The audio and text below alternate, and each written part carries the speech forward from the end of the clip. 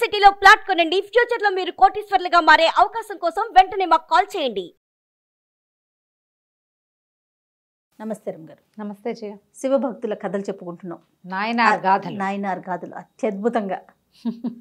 చండీశ్వర్ నాయనార్ ఆయన సంగతి. కార్తీక పురాణం ప్రతిరోజు చెప్తున్నారు కదా రమగారు.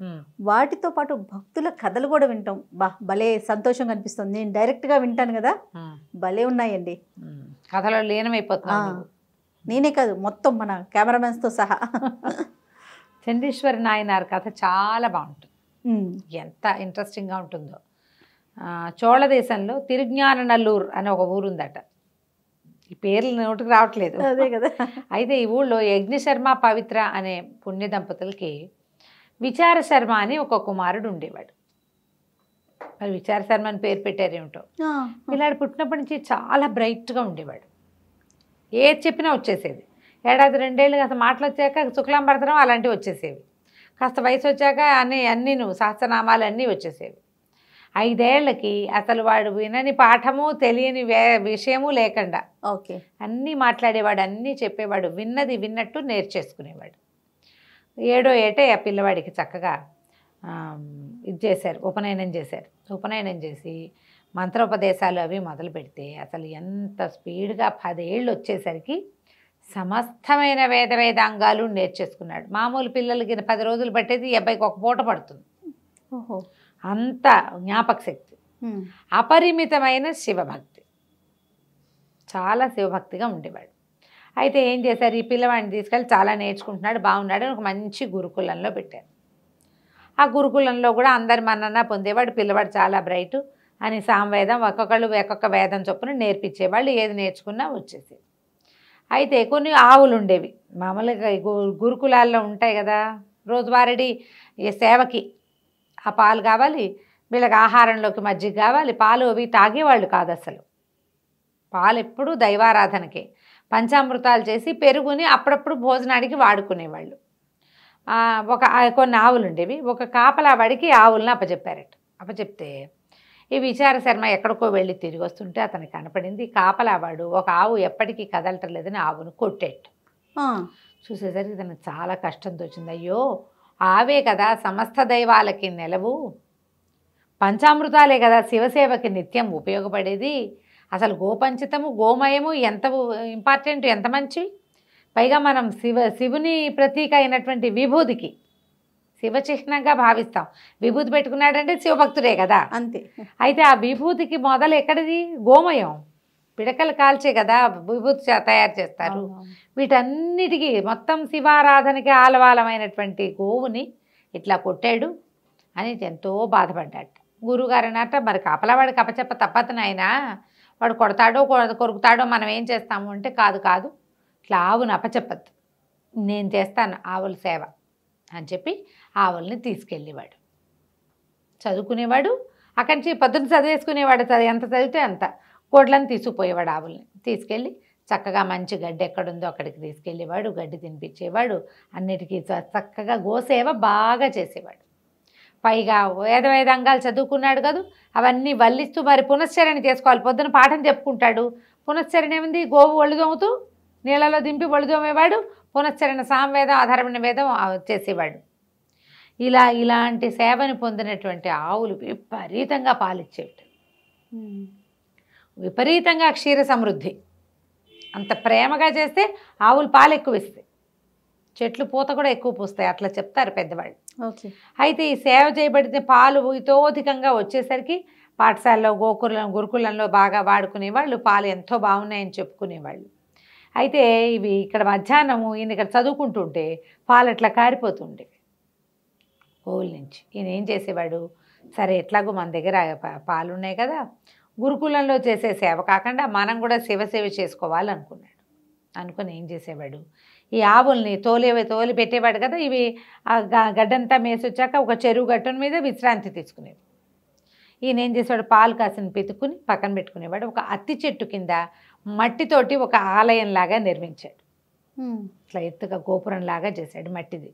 ఒక మట్టి సైకత లింగాన్ని చేసుకున్నాడు. మట్టి లింగం, మృణ్మయ లింగాలు చేస్తారు కదా, చేసుకుని శివారాధన చేస్తూ ఈ పాలెత్తి ఆ మృణ్మయ లింగం మీద పోస్తూ ఉండేవాడు.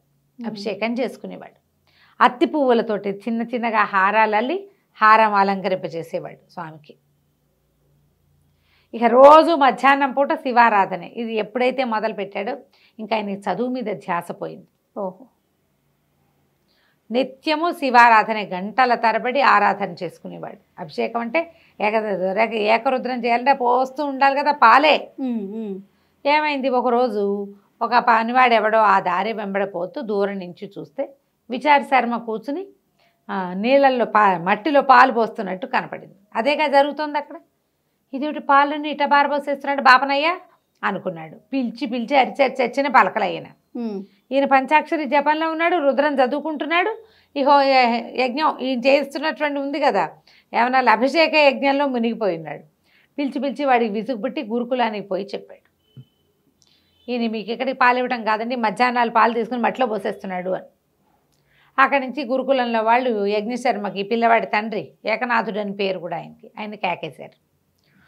మీ అబ్బాయి ఏమో ఇట్లాంటి పని చేస్తున్నాడు, మీరేదో చదువుకొని పెట్టారు, ఆవులు కాస్తానని వెళ్ళాడు, పాలు తీసి ఒక మట్టిలో పోయటం ఏమిటి, కనుక్కోండి మీ పిల్లాడిని అని చెప్పారు. ఈయనకు ఒక 19-20 ఏళ్ళు 18 ఏళ్ళు ఉంటాయి, అంతకంటే వయసు లేదు. ఈ విచార శర్మ వాళ్ళ నాన్న పిల్లవాడిని అబ్జర్వ్ చేసి ఒకనాడు అతను వెనకాల వెళ్ళాడు. వెళ్తే మధ్యాహ్నం అవ్వగానే ఈ అబ్బాయి బాస్పెట్లేసి కూర్చున్నాడు, మట్టితోటి శివలింగాన్ని చేసి అక్కడ పెట్టుకున్నాడు. లింగాన్ని చేసే టైంలో ఆయన చూడాల, లింగం అభిషేకం పెట్టుకున్న తర్వాత ఈయన అభిషేకం చేస్తుంటే చూశాడు. వెనక నుంచి విచార అని కేకలు పెట్టాడు. కేకలు లేవు, అరుపులు లేవు, పలకల.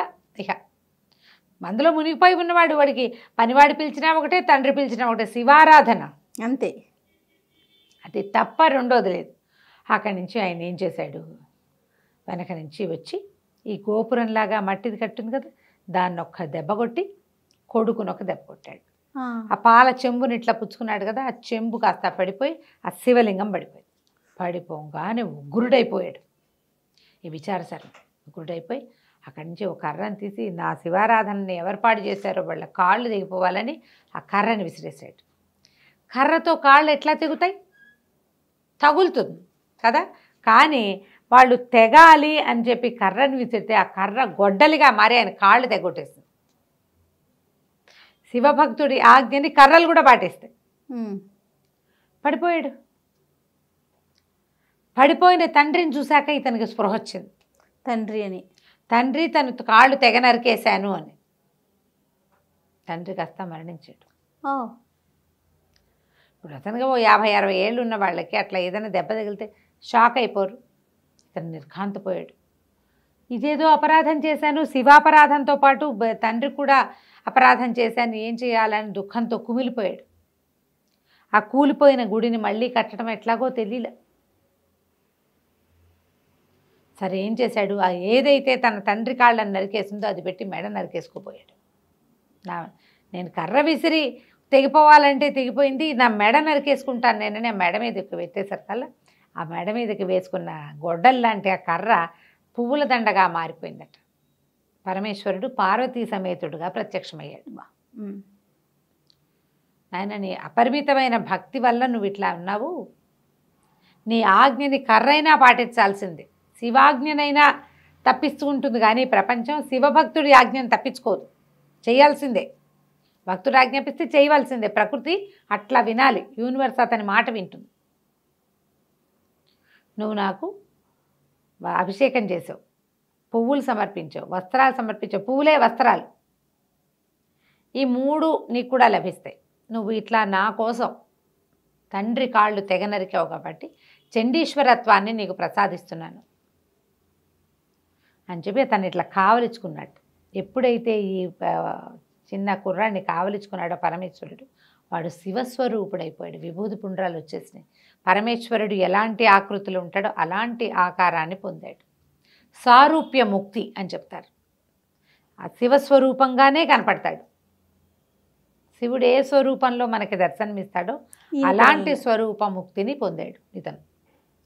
అయితే ఏం చెప్పాడు, చండీశ్వరత్వాన్ని ఇస్తాను, భక్తులు నువ్వు నాకు ఏవేవి సమర్పించారో అవన్నీ నీకు సమర్పించి కానీ ఇంటికి తీసుకెళ్లరు,